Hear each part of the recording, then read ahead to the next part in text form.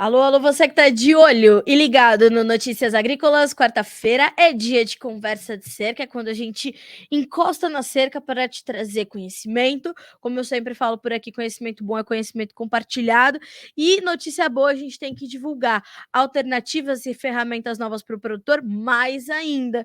Esse é o nosso objetivo com esse podcast, é trazer líderes do setor que estão inovando, que estão fazendo diferente, que estão fazendo mais e melhor, né? É construirmos pontes para que você que está do lado de lá receba essas informações e possa continuar avançando nas suas atividades. E a sustentabilidade é um ponto nevrálgico para essa evolução, para esse avanço, né?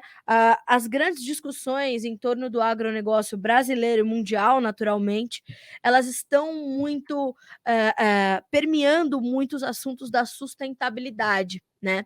Então a gente tem visto, e a gente sabe que o Brasil é um país focado na sustentabilidade quando a gente pensa na produção agropecuária. Por mais críticas que a gente receba, a gente sabe o trabalho que a gente faz dentro das porteiras, dentro do agronegócio. A gente só precisa começar a comunicar isso mais intensamente. E um desses assuntos é pauta desse podcast, dessa edição do Conversa de Cerca.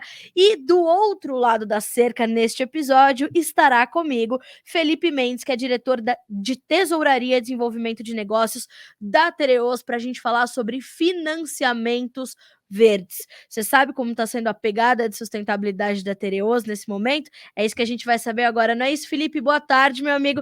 Seja bem-vindo ao Conversa de Cerca, é um prazer receber você com a gente. Boa tarde, Carla. Prazer estar aqui com vocês. Obrigado novamente pelo convite.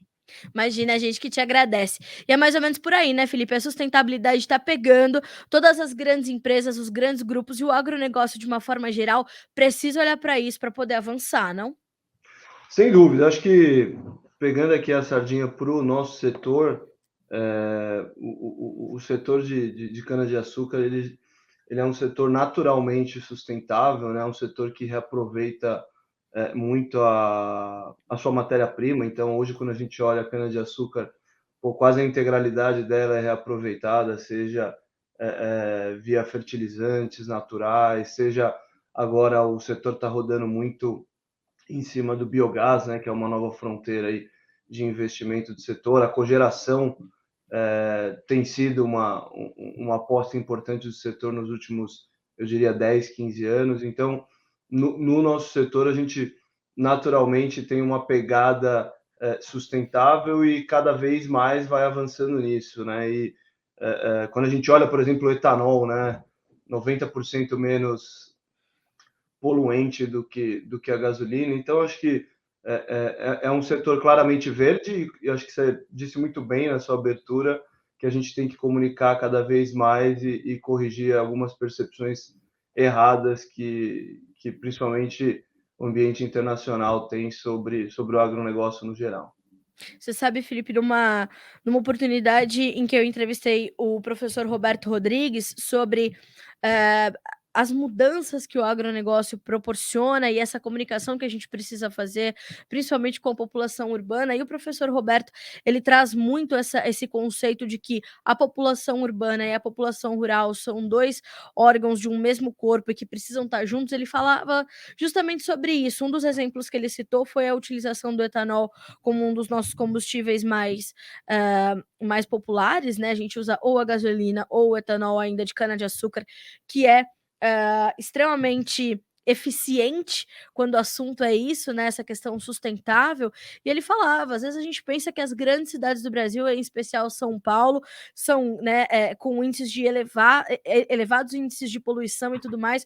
E quando a gente traz isso para os números efetivos, a gente vai ver que não, que a gente está distante de cidades onde os índices são maiores, justamente por conta da utilização, por exemplo, do etanol de cana-de-açúcar. Quer dizer, há um tempo já este combustível e este setor, e a Tereos, claro, como um player importantíssimo e determinante desse quadro, desse complexo, vem garantindo que essa sustentabilidade venha sendo, parece que sutilmente colocada, mas de forma muito latente no caminhar e na evolução da sociedade, né? Isso é muito importante também. Sem dúvida, acho que você citou o professor Roberto Rodrigues, é sempre um mestre aqui para a gente entender do setor e sempre alguém que leva a informação da forma mais correta possível. Quando a gente olha, né, as grandes capitais do mundo, a gente vê que São Paulo se destaca como um dos ares mais limpos, e muito vem da matriz energética em São Paulo, né? Hoje, se a gente olha o estado de São Paulo como um todo, é quase 50% a 60% da produção de etanol no centro-sul do Brasil, no Brasil como um todo, né? O Nordeste ainda não avança tanto na produção de etanol, ainda tem uma pegada muito mais açucareira, mas cresce cada vez mais. E claramente o fato da gente ter atingido em alguns anos, quando o etanol esteve mais competitivo, metade da matriz energética do estado de São Paulo ser consumo de etanol, e como eu disse na abertura, você ter 90% menos poluição do que comparado com a gasolina, claramente é um das razões por quais a gente tem uma cidade de São Paulo, um estado de São Paulo com um ar bem mais limpo do que quando a gente olha as grandes metrópoles, né? E vamos além, né? Acho que a cogeração, a gente utilizar o bagaço da cana-de-açúcar para produzir energia limpa, uma energia que hoje abastece milhões de pessoas, né? E agora caminhar para essa nova fronteira, que é o biogás, que é uma energia tão limpa quanto substituir o diesel, né, na produção da cana-de-açúcar, ou até mesmo distribuir isso em gás encanado. Ou seja, as opções dentro desse setor são as mais diversas, e eu acho que cada vez mais a gente caminha para contribuir para essa matriz estar cada vez mais verde, né? A gente vê o Brasil como um todo já como matriz muito verde, 46%, se eu não me engano, da matriz de consumo de combustíveis no geral no Brasil, ela é verde. Então, é algo para a gente se orgulhar bastante, mas comunicar muito bem e caminhar cada vez mais nessa direção. Felipe, e pensando justamente nessas iniciativas sustentáveis, a Tereos ela anunciou recentemente uma transição de financiamento verde na companhia, e eu queria que você explicasse um pouco mais desse processo, de como isso aconteceu, da importância que isso tem para a Tereos enquanto companhia, enquanto grupo, enquanto também organismo desse grande corpo que é o agronegócio, né? De como foi esse processo. Eu queria que você explicasse um pouco mais desses financiamentos verdes e dessa transação recente que aconteceu na Tereos. Não, com muito prazer.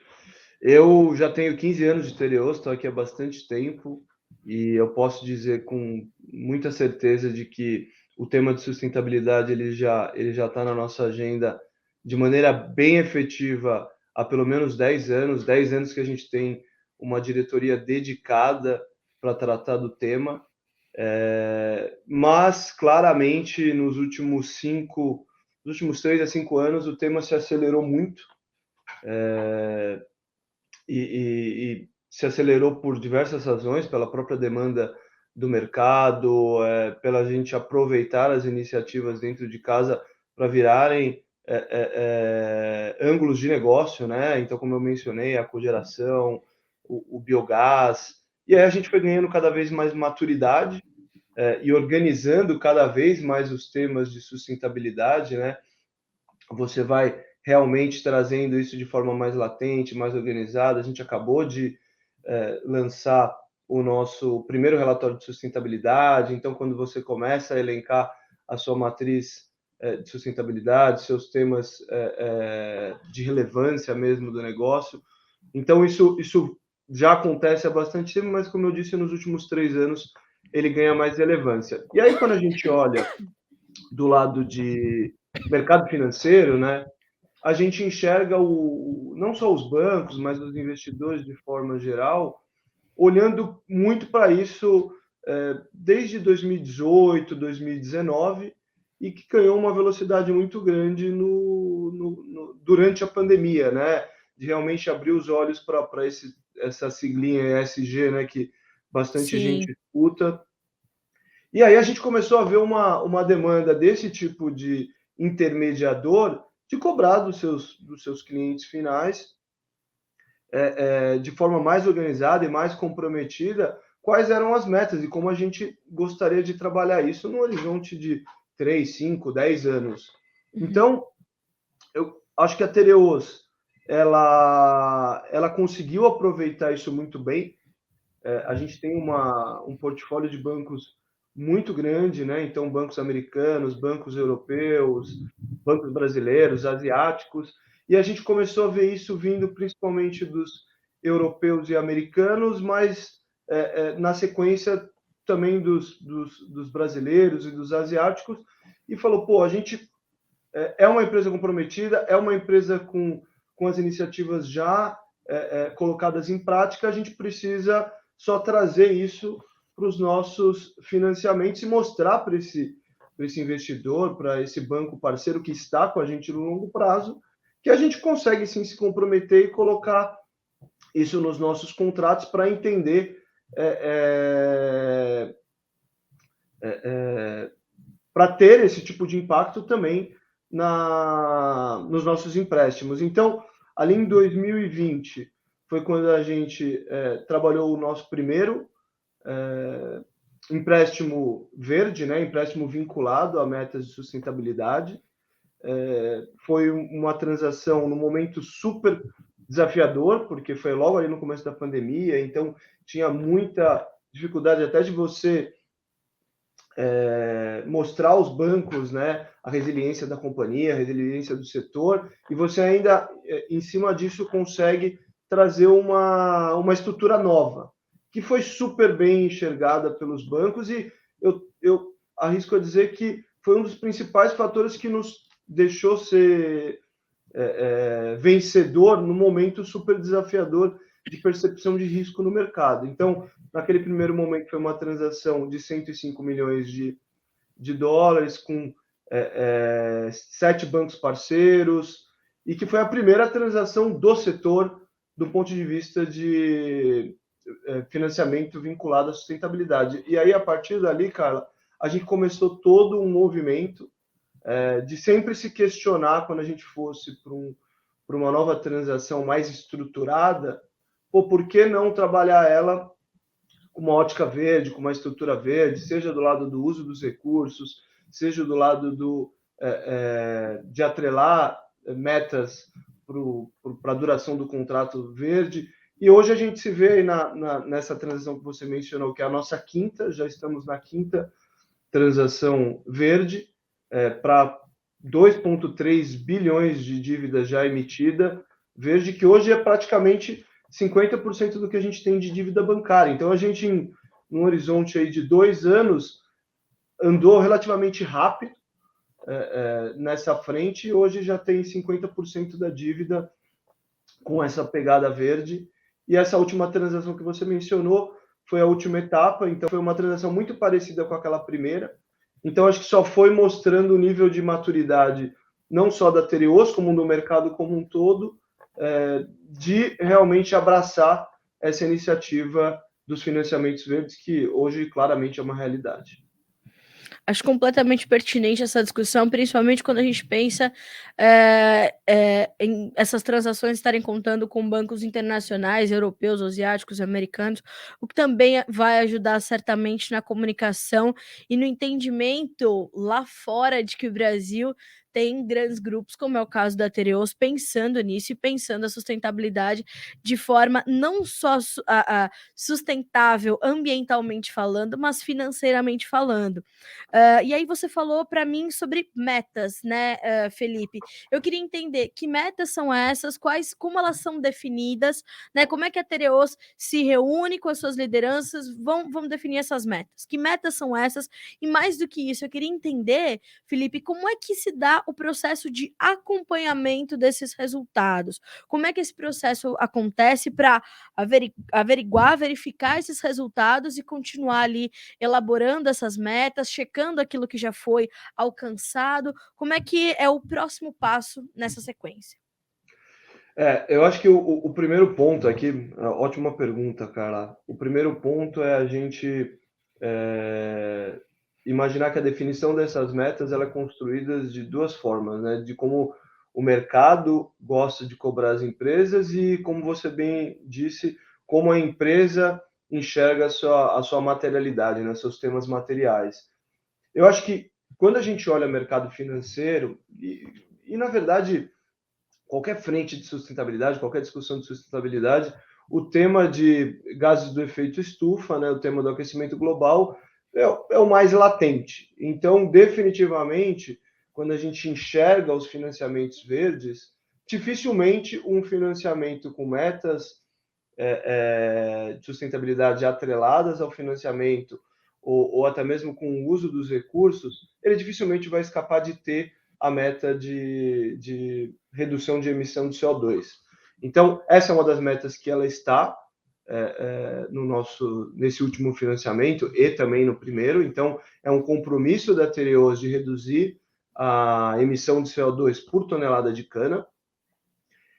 Segundo, algo que também está super latente na maioria principalmente indústrias, né, como a nossa, um setor produtivo, é o consumo de água, né? Definitivamente é um outro tema material aí, eu diria, na grande parte das empresas. Então, a gente se comprometer com a redução do consumo de água por tonelada de cana é também uma meta que os bancos nos trouxeram e que a gente também já tinha claramente mapeada quando a gente olha o que a gente chama de Sustain 2030, né, que é o nome do nosso programa, não só na Tereos aqui no Brasil, mas também na Tereos lá fora. E aí, os bancos abrem para as companhias parceiras, poxa, o que mais é relevante, é material dentro da Tereos, dentro do seu setor. Claramente, compra de matéria-prima, né, cultivo de matéria-prima, a gente enxerga aí tantas discussões do lado de plantio de grãos, plantio de cana, que muitas vezes são erradas, né, no ecossistema amazônico ou até mesmo gado. E claramente você precisa ter a rastreabilidade disso e as companhias e os bancos mesmo na sua própria diligência cobram muito isso das companhias, vem cada vez mais entrando no tema. Esse é o nosso terceiro KPI de acompanhamento, então é a gente se comprometer com o avanço da nossa certificação de cana total, e a gente tem uma meta bem agressiva de até 2030 atingir 75% da nossa cana certificada. E o último deles, e nesse último empréstimo, foi a primeira vez que a gente trouxe um indicador social para os nossos financiamentos, foi um comprometimento, né, ao longo dos próximos 5 anos, de reduzir o nosso nível de acidentes dentro da companhia. Então, foi muito bem enxergado pelos bancos, porque cada vez mais, né, acho que o E, né, o ambiental é muito forte dentro da sustentabilidade, mas cada vez mais você enxerga as finanças sustentáveis migrando para o social também, né, para o social. Então, a gente vê, por exemplo, emissões de dívida, bonds emitidos lá fora somente com indicadores sociais, né, os social bonds, e a gente quis trazer um pouco disso também para os nossos empréstimos. Então, nessa última transação, a gente também trouxe esse KPI social. E sobre a sua segunda pergunta, que também é bem interessante, eu vou até aproveitar para fazer um gancho de como a gente gosta de olhar o benefício desse tipo de transação, aí muito aqui o lado financeiro, né, o lado de parceria de longo prazo, mas como é que a gente acompanha, cara? Da mesma forma que na largada a gente tem uma companhia que ratifica todos os indicadores para dar esse conforto aos bancos de que a Tereos emite X, ela consome Y de água, ela tem tanto de cana certificada, essa mesma companhia ela vai fazer um acompanhamento anual para certificar, ele realmente bateu nos níveis que foram acordados, né? A gente tem níveis de atingimento de metas, então, por exemplo, CO2, a gente precisa reduzir 2,5% ao ano por tonelada de cana, consumo de água 4%, certificação 6%. e tem algumas metas agressivas, e aí ela vai acompanhando para dar esse conforto. Olha, a Tereos partiu daqui, vai chegar aqui, e realmente a gente atesta que ela chegou, e aí com a gente atingindo essas metas, a gente tem um benefício de juros, né? Então a gente recebe alguns pontos percentuais de redução no nossos juros para aquele determinado ano, e caso a gente não atinja, a gente também tem essa penalidade de um aumento de juros. Então é tanto para o lado positivo quanto para o lado negativo. E aí, Carla, até para concluir, isso é importante, obviamente, né? Como você falou, a gente precisa ser uma empresa saudável e sustentável financeiramente e socialmente, do lado de governança, do lado ambiental. Então, para a gente é importante essa economia de juros? Sem dúvida é.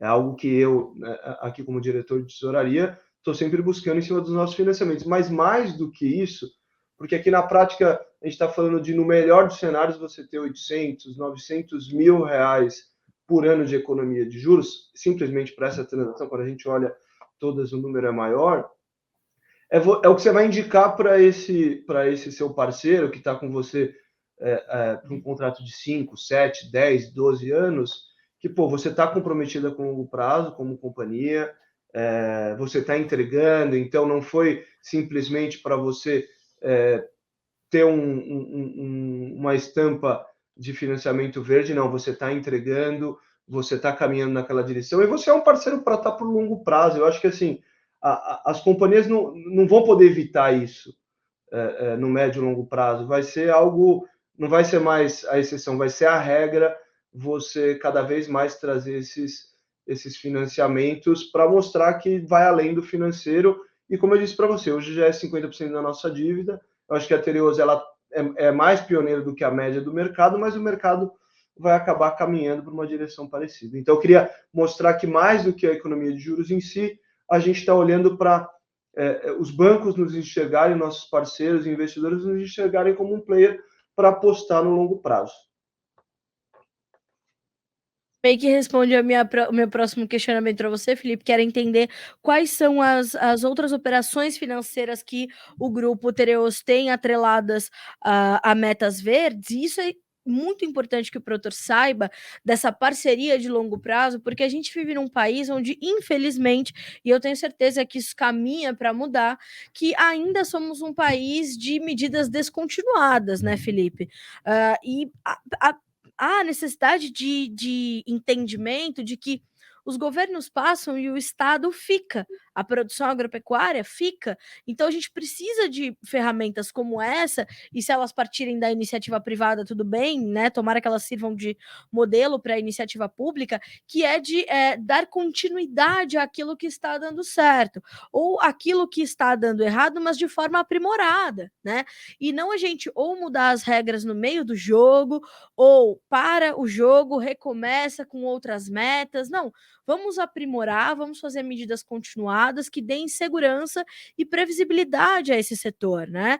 Porque a gente está falando aqui de produção agropecuária, de produção agrícola. Aqui estamos tratando do setor sucroenergético, mas é muito amplo, né? A discussão é muito mais ampla, só que a estrada para se percorrer me parece que é a mesma, dessa previsibilidade, dessa segurança que há para os investimentos, para apostar em iniciativas como essa. Eu acho que é mais ou menos por aí que a gente precisa entender, né? As medidas precisam parar de ser descontinuadas. E pela nossa conversa, eu entendo que é justamente isso que o Grupo Tereos quer oferecer, né, para esses participantes do mercado, do setor, que é justamente dar segurança e dar um ambiente de previsibilidade, onde ele entenda que o investimento dele e que a parceria dele tem vida longa, né? Perfeito, não, acho que você foi perfeita. É exatamente o que o investidor e os bancos buscam. Então, até para contar um pouquinho dessa história dos 5 financiamentos. Após aquele primeiro que eu comentei com vocês, que é um financiamento em dólar, com bancos, como você disse, internacionais. A gente é uma multinacional, mas nada impede de que isso seja feito pelas empresas nacionais, e isto vem sendo feito. Acho que hoje você não tem qualquer tipo de exclusão nesse sentido.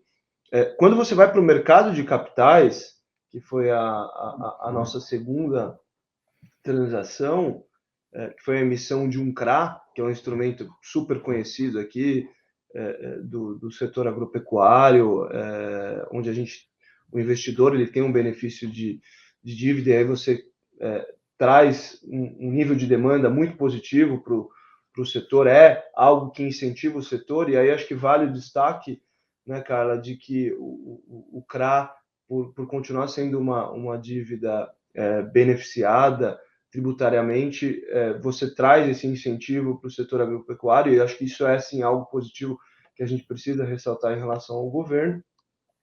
Então, esse investidor, ele está tomando uma dívida da Tereos por um prazo de 5, 6 anos. Então, ele vai carregar essa dívida, ele quer saber se é uma empresa comprometida, que não vai ter um problema de um passivo ambiental gigantesco, que, além disso, que está olhando em cima do social. Então, a cobrança em cima não só do uso dos recursos, ele ser direcionado, por exemplo, para um plantio de cana, para a produção de etanol, ou para um projeto de cogeração, ou para a produção de biogás, por um lado. Por outro lado, ele quer uma companhia ali atestando que, dentro de uma diligência, a Tereos, ela sim está cumprindo as mais diversas frentes sociais, ambientais. Então, isso vem do investidor até lá na ponta, algo que a gente não via há 2, 3, 4 anos atrás. Hoje, você trazer um selo verde, um uso dos recursos verdes, ele claramente gera um diferencial para os bancos alocarem nas carteiras deles, para o investidor, pessoa física, carregar, porque ele entende, se é uma companhia que ela está comprometida com o longo prazo do lado ambiental, sem dúvida ela vai estar no financeiro e as coisas vão se conversar, e vai sempre ser um título de dívida positivo para eu carregar na minha carteira, nos meus investimentos pessoais. O nosso terceiro foi um projeto um pouco diferente, foi com a Proparco, que é um banco de desenvolvimento francês. Foi para financiar 100% dos nossos investimentos em biogás, né? O setor hoje, você tem poucos players investindo em biogás, mas cada vez vem saindo mais notícias positivas de investimento em biogás. Então, a gente tomou esse empréstimo há quase 1 ano e meio atrás, com a Proparco, exclusivamente para investimento em biogás e em tratamento de água. Depois a gente fez uma nova emissão, nesse momento, mais de uma debênture de infra, foi a nossa primeira debênture de infra, já para um investidor um pouco diferente, para as assets, foi super bem alocada também. Então, assim, o que eu quero mostrar aqui? Que a gente optou, Carla, por instrumentos diferentes, e através dos instrumentos diferentes, para usar a palavra que você trouxe, a gente foi mostrando consistência independente de que público a Tereos está acessando, ela está buscando mostrar que existe uma agenda sustentável não só no negócio, mas que acompanha também no financeiro. E aí, acho que vale destacar num outro ângulo, que é o que você falou, mudam os governos, o Estado continua. Uma frente que eu acho que a gente precisa destacar aqui também, nessa linha de financiamentos verdes, e que acho que tem um dedo importante do governo, por exemplo, que o BNDES vem buscando construir com 2 principais linhas. Acho que é até legal para o público que está nos assistindo e não conhece.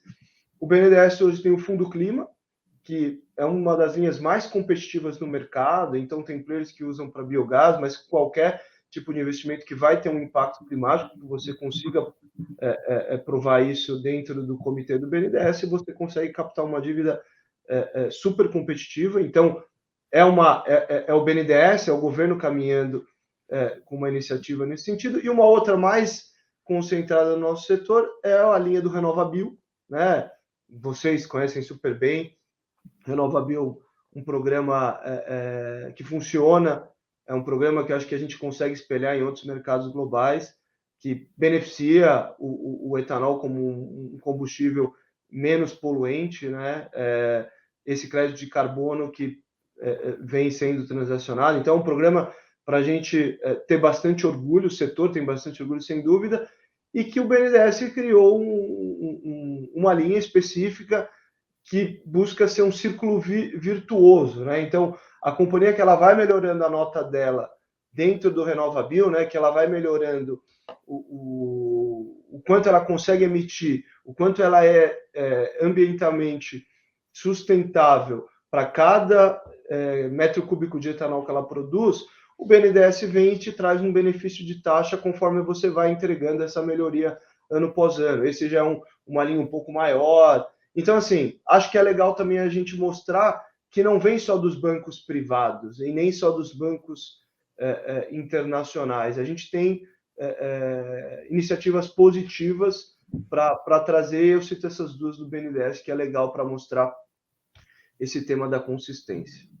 Acho isso muito importante. Acho que o produtor precisa saber dessas alternativas, né? Os players do mercado precisam conhecer essas iniciativas, né? Por isso que eu te falei, a gente precisa comunicar melhor dentro do setor, mas para fora dele mais ainda. Eu costumo dizer que a gente precisa parar de fazer um discurso no espelho. O agronegócio conhece a sua sustentabilidade, a gente precisa levar isso para frente, né? Por isso eu queria entender, Felipe, claro que a gente está falando sobre todo esses mecanismos que têm sido apresentados e empregados pelo Grupo Tereos, mas eu queria entender como é que a sustentabilidade é tratada dentro do grupo, como é que esse assunto começou a permear as discussões, as metas, porque a gente sabe que uma empresa ela tem essas revisões de metas, ela tem essas definições de planejamento, de gestão, de estratégia, e a sustentabilidade começou a entrar nesses planejamentos, nessas gestões, né?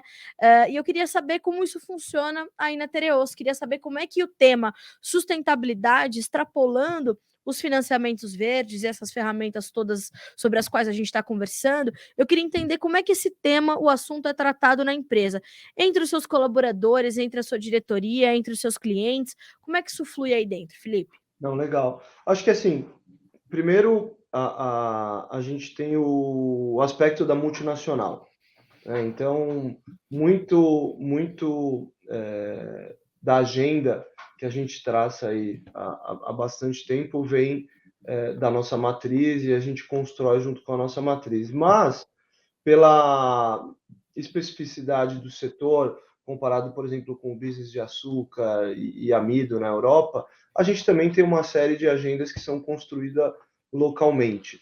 Como eu mencionei para você no começo, a gente já tem uma diretoria de sustentabilidade que, sendo muito franco, há 10 anos atrás, ela tinha uma ótica muito mais de evitar contingências e, ao longo do tempo, a gente foi mudando para algo mais agregador, mais construtivo.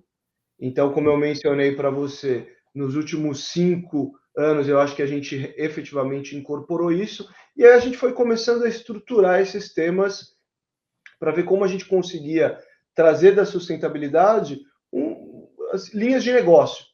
Então, como eu falei, até onde a gente consegue reaproveitar os nossos subprodutos. Hoje a gente troca boa parte de fertilizantes através do uso de vinhaça, através do uso de torta, a gente gera a cogeração através do bagaço, como eu mencionei para você, a gente vai produzir o biogás através da própria vinhaça. Então, assim, a utilização de recursos, a economia circular, claramente foi um dos pilares que a gente sempre trouxe. Esse é um primeiro ponto.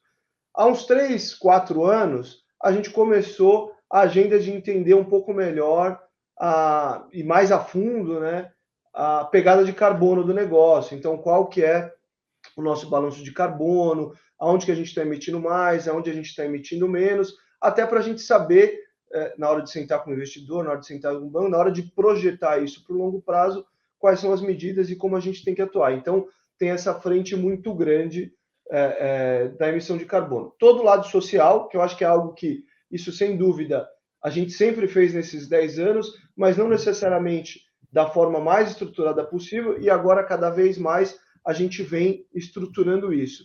Então, Carla, hoje, como eu digo que tem que ser a construção de um plano de sustentabilidade na companhia, e eu acho que isso, a gente já passou por essa fase. Hoje a gente já está claramente no momento de execução. Você precisa definir a sua matriz de materialidade, né? A sua matriz de sustentabilidade. Então, por exemplo, como eu falei para vocês, a gente tem 8 temas claros, desde clima, uso de água, economia circular, segurança, inovação, cadeia de suprimentos. Então, assim, defina seus 8 temas materiais e, em cima disso, você vai conduzir, para onde você quer chegar? Então, por exemplo, vamos pegar a Tereos como exemplo. O que a gente colocou de targets para onde a gente vai? E aí, muito conversando com o meu grupo, né? A gente é uma grande companhia, a gente tem que sempre conversar do ponto de vista de para onde que a gente quer chegar como companhia numa estrutura global e com algumas especificidades locais. Então, por exemplo, uso de água. A gente tem um commitment de até 2030, e esse foi o target que a gente olhou, 2030, reduzir em mais de 20% o nosso consumo de água por tonelada de cana, né? Porque como nesse setor, a gente bateu um papo antes aqui, como você tem uma volatilidade muito grande, você traz numa base unitária. Então, você substituir até 2030 todo o seu uso de diesel. Isso vai vir via biogás. Você certificar, como eu mencionei, 75% da sua matéria-prima. Você ter 18% de mulheres na sua força de trabalho, na sua liderança, 15%. Essas são as nossas metas. E isso, a gente usou muito o processo de construção do nosso relatório de sustentabilidade para ir mapeando, para ir construindo, estruturando junto com o grupo e trazendo isso também para os nossos financiamentos. Então, as coisas elas vão se conversando, mas o primeiro passo de tudo é você ter um autoconhecimento do que é material, do que realmente você tem de alicerce, o que você precisa trabalhar mais, para aí você construir o longo prazo e falar, e você trazer para os seus investidores, para os seus bancos parceiros, eu quero que você aposte nessa companhia, seja me emprestando recursos para a gente trabalhar por longo prazo, ou seja, para você me refinanciar, mas sabendo que eu tenho muito mapeado para aonde eu quero chegar, como eu vou chegar. Então, isso eu acho que é a forma de construção. E aí, Carla, para ser muito franco, de uma maneira muito natural, isso vai permeando, né? Que é a segunda parte da sua pergunta, as camadas da companhia, né? Então, você vai engajando desde dos times mais da base até os níveis mais altos. Acho que é algo que vem muito de cima para baixo, mas também você vê muitas iniciativas, a gente estimula muitas iniciativas menores vindo de baixo para cima. Então, é algo que vem muito naturalmente dentro da companhia. Mas a gente, obviamente, tem hoje 6 comitês que olham, é uma governança muito bem definida, que olham os temas materiais mais afinco, com uma frequência muito clara. Então, você tem toda uma agenda mais intrínseca, mas você tem uma agenda mais formal em cima dos comitês de sustentabilidade que a gente tem hoje na companhia.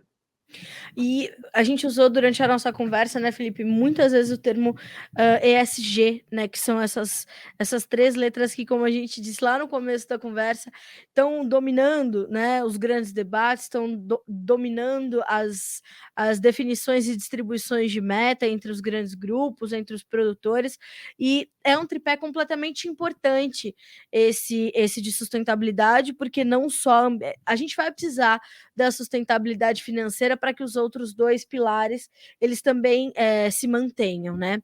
E no novo financiamento da Tereos, a gente tem uma meta de saúde e segurança do trabalho, né? É mais uma dimensão dessa sigla, dessa forma de ver a sustentabilidade. E aí eu queria entender de ti como é que essa meta foi definida, por que isso entrou aí nas definições. Eu imagino que seja um olhar, né, não só no ambiental, mas também no social, e como a gente vem falando, as 3 coisas vão caminhar juntas, e para tudo isso vai precisar do dinheiro, é inevitável, então há a necessidade de ter uma sustentabilidade bem distribuída entre esses 3 pilares, né? Sem dúvida, eu acho que o tema de finanças verdes, né? E a gente fala finanças verdes, mas eu diria que talvez a forma mais correta é dizer finanças sustentáveis, né? E você ilustrou muito bem, porque o social tem cada vez um impacto mais relevante, né? Então, vou citar alguns exemplos, né? A gente começa a enxergar em companhias fora do Brasil e aqui mesmo dentro do Brasil emissões de dívida e demandas dos investidores de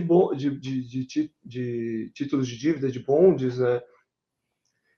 Com metas de percentual de mulheres na alta administração, percentual de negros. Cada vez mais a gente começa a ver uma inclusão maior e uma demanda maior desses investidores de temas sociais ou até mesmo de projetos, né? Você vê alguns, por exemplo, pega grandes empresas que têm projetos de ajuda às cidades, a regiões pobres, eles captam esses recursos e o uso dos recursos vai integralmente sobre isso. Então, o S ele acaba se tornando cada vez mais relevante, inclusive exclusivo. Em alguns momentos, você nem traz mais o ambiental para a definição da estrutura do financiamento. No nosso caso, a gente entendeu que era um primeiro momento para a gente já começar a trazer esse elemento. Não foi uma demanda dos bancos, foi uma sugestão da Tereos que foi super bem aceita. A gente sabe que em indústria o tema de acidentes é extremamente relevante. A gente tem passado por uma jornada aqui dentro da Tereos de um avanço gigantesco e agora a gente já está num nível dos melhores da indústria, até comparado com outras indústrias que têm níveis extremamente baixos, mas ainda assim a gente quis mostrar que tem um commitment, um compromisso da companhia de buscar ainda mais. Então, hoje, a gente se comprometeu em buscar o número de acidentes em 6% ao ano, ao longo dos próximos 5 anos. Então, eu diria para você que o S ele vai se tornar cada vez mais realidade, como foi o E, e daqui a pouco a gente vai começar a ver o G também tomando uma relevância muito grande, de instalação Exato. de comitês, de número de board members, né, de conselheiros mulheres, então, assim, eu acho que é um processo natural, é um processo que é super bem-vindo, é um processo que ele não tem sido traumático O que para é as ótimo. companhias, exatamente, e é um processo que é importante deixar essa mensagem, que ele não requer um nível de investimento super alto, ele requer um nível, como eu falei, de entendimento, de organização e de realmente abraçar a ideia, seja em conjunto, né? Eu acho que é sempre bom você trabalhar antes o entendimento para depois sentar na mesa com os seus parceiros financeiros, mas por que não ser feito em conjunto? Tem muitos bancos que eles querem ser atores, né, nesse processo de mudança. Sim. E justamente ajudar as companhias nisso. Então, tem talvez companhias menores, com times menores, que podem contar com esses bancos para ajudar esses investidores. Então, eu acho que não tem muito regra aqui, cara. Eu acho que o importante é a vontade, querer fazer, é abraçar e entender que lutar contra essa realidade. E aí eu não estou falando só dos financiamentos verdes, eu estou falando dessa agenda, porque você fez uma pergunta, como é que todo o seu ecossistema ele vê isso, né? Pô, as demandas que vêm de rastreabilidade dos nossos clientes, as demandas que vêm das entidades próxima às nossas usinas. Então, assim, todo mundo está abraçando isso porque realmente é algo que o mundo precisa se mobilizar e é um caminho sem volta. Então, você tentar se antecipar, você tentar construir isso de uma maneira mais natural, na minha visão, é sempre o melhor caminho. E estar na vanguarda te garante também alguns privilégios, né, Felipe? Inevitavelmente. Hoje o acesso ao crédito, por exemplo, está muito ligado às questões ESG. O acesso a mais mercados, né? A gente já tem, o Brasil tem um portfólio enorme de clientes internacionais, mas a gente pode ampliar esse número e ampliar a nossa competitividade ao passo em que a gente garante também essas metas de sustentabilidade mais bem definidas e bem comunicadas, né, com mais clareza. A governança, ela traz uma transparência, né, que é determinante para que tudo isso se amarre, né, a gente feche esse ciclo. Então, não à toa essas três letras elas estão ali unidas e elas fazem muito sentido, porque são realmente ferramentas complementares, são formas complementares de trazer sustentabilidade a um negócio, né? E ela é transferida de uma esfera para outra de um mesmo complexo. Então, acho que quando a gente pensa nesse todo, né? E a gente dá alguns passos para trás para olhar de uma forma mais ampla o que a sustentabilidade pode entregar, né? A gente consegue entender por que a gente tem justamente essa necessidade de ter ampliado o conceito do ser sustentável, né?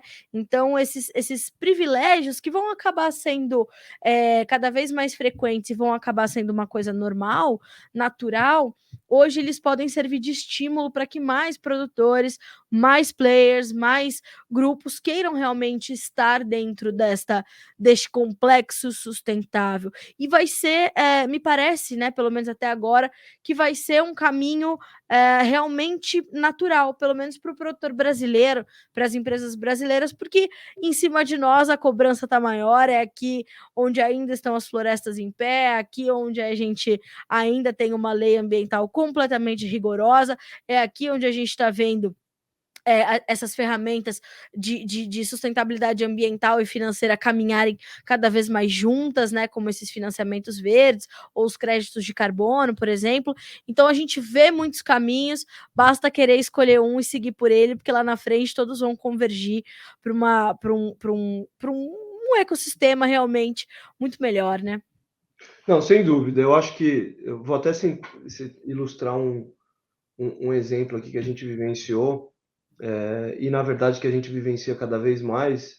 Isso é mais latente nos bancos europeus. Você tem diversos bancos europeus que hoje eles já têm como definição nos comitês, né, não financiar produtores de carvão.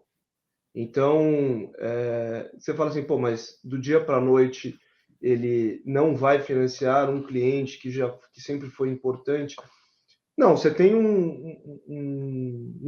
tempo, né, uma fase de transição, mas você acaba não trazendo dinheiro novo para a mesa, porque você não quer estimular esse combustível, essa geração de energia poluente. Então, isso é um fato, é algo que a gente já escuta há pelo menos 3, 4 anos. Então, começou com o carvão, a gente começa a ver alguns bancos mais agressivos com petróleo, e eu acho que cada vez mais você vai ter isso, como eu disse para você, como regra e não mais exceção.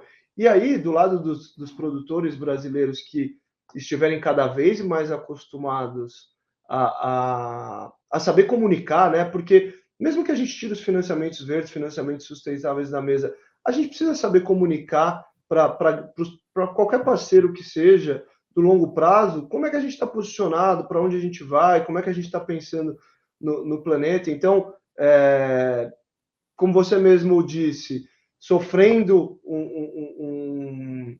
uma pressão de mídia mais negativa por falta de comunicação, talvez a gente tenha mais pressão nos nossos negócios do dia a dia, e aí talvez isso vai sair de forma natural para ir quebrando essas arestas quando a gente tiver um programa estruturado, né? As empresas tiverem todas elas programas estruturados, uma comunicação estruturada, targets estruturados para realmente quebrar esses paradigmas e aí realmente ser algo normal e, como você disse, natural seja produtor brasileiro, seja produtor lá fora. Então, eu acho que é um caminho definitivamente que a gente vai seguir, cara.